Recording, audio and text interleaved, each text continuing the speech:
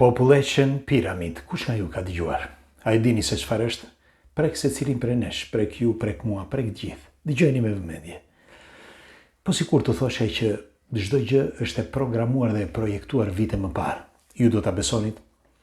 Tani, në vitin 2012, kur ishte ministri italian, Antonio Martino, thoshte publikisht ose deklaronte publikisht që bota e së ardhmes nuk është ashtu siç mendojmë ne, por është krejt ndryshe, në një emigracion total, të gjithë ju hodhën përsipër. Në fakt, ai në një kohë shumë të shkurtër, gjendja e tij psikologjike ra. Dhe në vitin 2022 vdiq, në moshën 79 vjeç, 78 vjeç. Tani, unë nuk dua të futem në detaje se përse ai vdiq dhe nga çfarë arsyesh. Por dëgjoni pak se si ai në vitin 2012 në një intervistë ai bëri një listë të gjatë të asaj çka ndodhi më vonë. Dhe nuk ndodhi pas një viti, por ndodhi pas 12-13 vitesh. Dhe ajo është shumë e çuditshme, por prisni sepse nuk mbaron këtu. Atëre, ky ish ministri Antonio Martino, që padyshim shumë për jush ndoshta e kanë parë, ata që jetojnë në Itali, ishte një ministër i mirë, të paktën kështu thuhet. Dhe ai në vitin 2012 gjatë një interviste tha, bota tha do përballet me një emigracion total, për të rinjt nuk do të ketë më të ardhme dhe do ketë papunësi të madhe. Inteligjenca artificiale dhe zhvillimi teknologjik do të arrijë me hapa të mëdha. Ai nuk dijej ende inteligjencë artificiale, me një fjalë dijej në disa grupe të fshehta, pra ata që merreshin me zhvillimin, por nuk dijej publikisht. Inteligjenca artificiale doli më vonë. Jo sepse nuk dijej si inteligjenca artificiale, por zhvillimi i inteligjencës artificiale, si për shembull chati që doli në fillim dhe tjerë. Pra ChatGPT-ja. Dhe nga ai moment të gjitha shtetet do të kenë një kolaps për punë, kolaps ekonomik, kolaps të drejtave e tjerë. Dhe të drejtat shoqërore dhe personale do të rrëzohen. Nga ai moment do të futet vetëm llogaritja, vetëm si mund të quhet, si portofol, pra afërsisht, por nuk e tha kështu, si portofol i përgjithshëm. Në fakt u fut portofoli digital, por u fut shumë vonë, vitin 2023. Me një fjalë, ai në vitin 2012 publikisht thoshte çfarë do të ndodhte. Fliste edhe për krizën personale, për të gjitha të drejtat e njeriut që do të rrëzoheshin dhe për to ligjet e çuditshme që do të vieshin dhe që njeriu nuk do të kishte asnjë të drejtë. Dhe si përfundim edhe për sa i përket të drejtave gjoja të muzikës, dhe muzika do marri fund. Ai bëri një listë të gjatë që unë ju ftoj ta shihni atë intervistë, por e vërteta e kësaj interviste ishte që ishte programuar që kohë më parë. Dhe pyetja është nga kush? Tani dëgjojeni këtë. Sepse disa gjëra tregojnë që programohen që prej kohësh, dhe pastaj dal nga dal ato vjen në funksion. Po nga kush? Dhe kush jep urdhër dhe pastaj kush i zbaton urdhrat. Duhet të dini që ligjërisht masoneria ose Illuminati ose thoni si doni, lindi me një datë të caktuar. Pra lindi në vitin 1717. Të paktën kështu thuhet publikisht, jo sepse nuk njeh, jo sepse nuk dijej. Dhe që atëherë, kur ata lindën me fjalë u njohën publikisht, që atëherë filluan që të vendosin ligjet.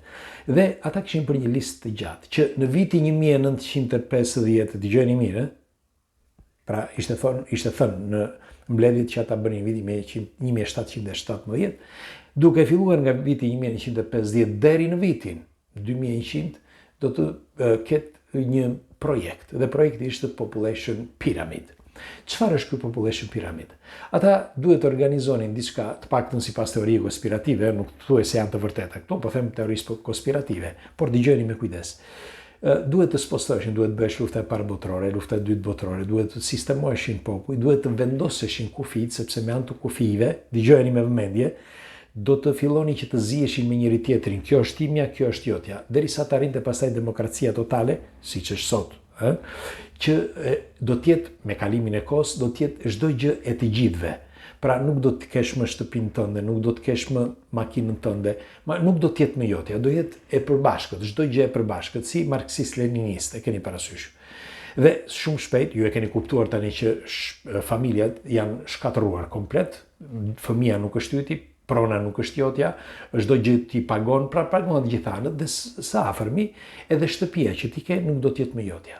Dhe tregohet që këto u përgatitën që vite më parë, që nga vitet 1700. Këtë e thot edhe Luigi Perozzo. Luigi Perozzo, që në vitin 1879 ai bëri pikërisht ai që formoi, si mund të quhet, Population Pyramid, që është një lëvizje e popullatave në përgjithësi para të skemën që ai bëri. Askujt nuk do t'ja priste mendja që këto do të ishin të vërteta. Dhe merreni me mend që në vitin 1717, ne sot jemi në vitin 2026 dhe të gjitha të që thoshin për të rinjt, për emigracionin dhe tjerë, të gjitha ato po verifikohen. Madje do t'ju them, për ata që janë besimtarë për shembull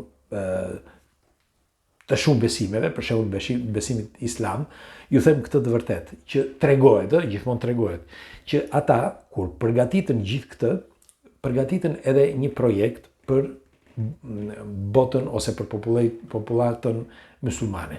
Që ata të besonin që do ishin, të besojnë, në atë kohë ata u bën diçka që të besonin, që do të pushtonin perëndimin dhe do të merrin në dorë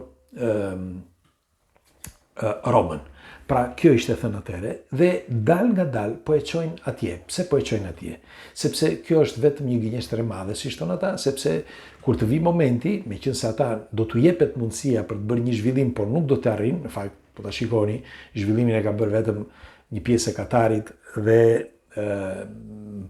Kuwaiti dhe një pjesë e Arabisë Saudite, por edhe e Dubait, dhe në qoftë se nuk do të arrijnë, me një fjalë, në një marrëveshje me botën e zhvilluar, atëherë ata do t'i shkatërrojnë brenda një jave, të paktën kjo thuhet që atëherë.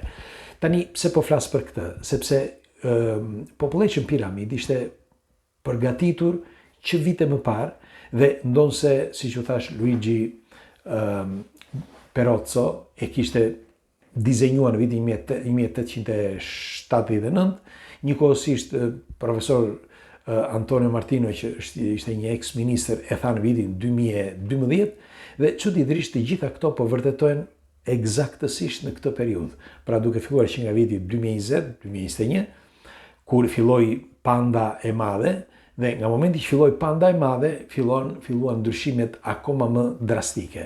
Dhe thuhet që do të vijë një pand tjetër, akoma më madhe, sepse ndryshimet nuk janë aq të mëdha saqë të ketë një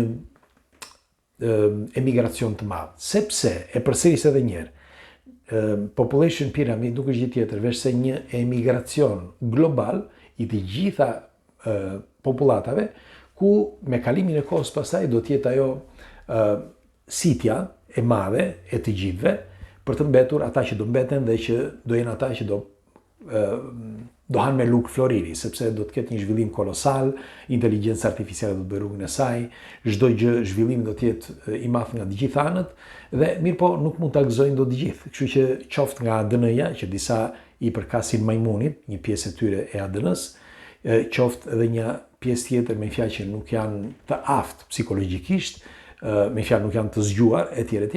Edhe kështu që do e hanë dhe disa që i kanë të gjitha kualitetet, por normal që do e hanë, sepse do t'u bie atyre, edhe atyre, një pjesë për tyre, kështu që kush do të mbjetoj, do t'aj, pra me luk florid dhe do të mbjetoj pas vitit 2100, si pas kritereve që kanë vendosur ata të vitit 1717. Tani, pyetja është, dhe do juve që të jepni përgjigjen.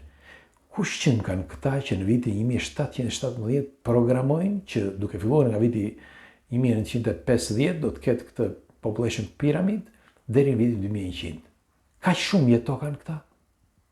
Apo e bën thjesht për kështu, me një fjalë, bën një projekt që të jetojnë një pra dëmbesat e tyre? Nuk ma do mendja, sepse të pasurit, me sa i njoh, nuk e çajnë kokën as për fëmijët e tyre, rrallë që e çajnë kokën për fëmijët e tyre. Merreni mend për nipa dëmbesat. Kështu që kush janë ata që vendosën në vitin 1717, më falni, që do të bënin këtë projekt, duhej realizuar ky projekt, sepse për çfarë arsye? Me fjalë për të rregulluar botën kur ata nuk do të ekzistonin më? Kam disa dyshime. Pres komentet tuaja. Natën e mirë.